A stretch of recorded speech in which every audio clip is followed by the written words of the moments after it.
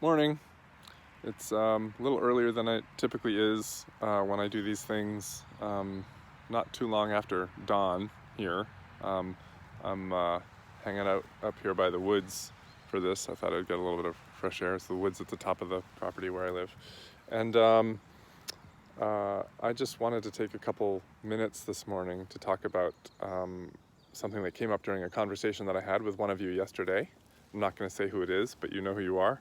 Um, about math, actually. No, don't turn the video off. Watch the rest of it. Okay. Keep this going. I promise I'm not going to talk forever. It's just a few minutes, right?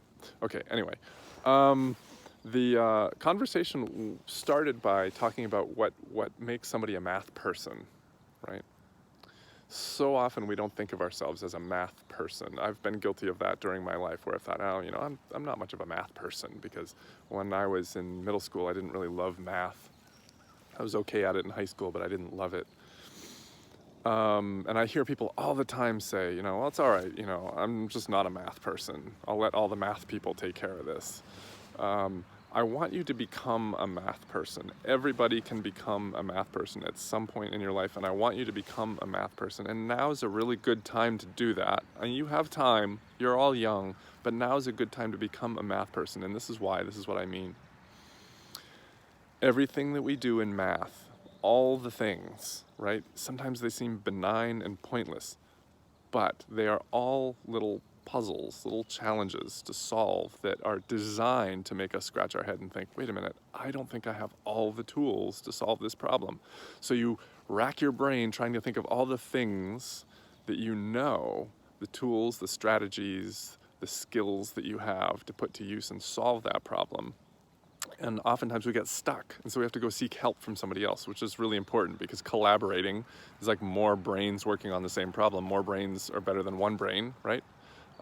And you might have to seek somebody else's perspective to help you solve that problem. Think of it as like it's a mystery, right? It's a mystery because you don't know the answer, you don't know the solution.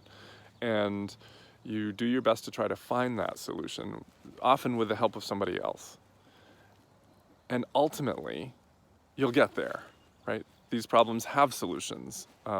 You might have to do some research online. You might have to work with somebody else. You might have to ask me for help or a different teacher for help or your parents for help, but you'll get there. You'll solve that problem.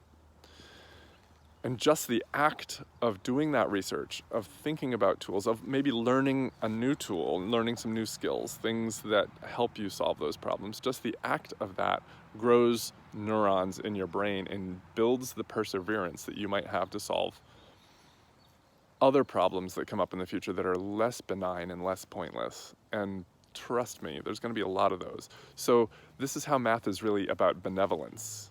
Math is about doing good things for the world and for yourself. I know that seems really strange. What? I thought math was about numbers and patterns.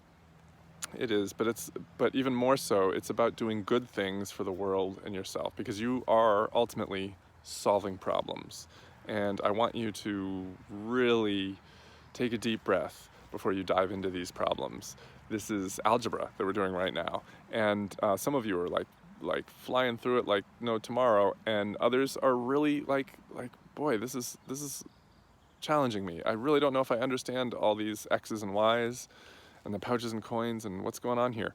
And it's really okay to take your time and fail, right?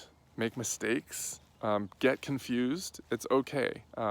But what's most important is that you persevere. You keep trying, doing your best to find solutions to these, to learn how to simplify them, right? Simplify your problems, and ultimately you'll get there, even if you need help from others. But keep working at it. Sometimes it takes a while to become a math person. So don't get discouraged, right? All of you will be math people if you want to be. That's my math meditation for the day. And thank you to the person who inspired me yesterday with this conversation that we had. And by the time you see this, things should be posted on Google Classroom and the DL site. And I'll try to shoot off an email to you all as well. I'm not going to give you the details of what's in today's assignments because I've already been talking too long. But Have a great day. I don't think it's supposed to rain, just going to be kind of cloudy, so should be able to get some fresh air. And I'll see you between 11 and 12. Okay, bye.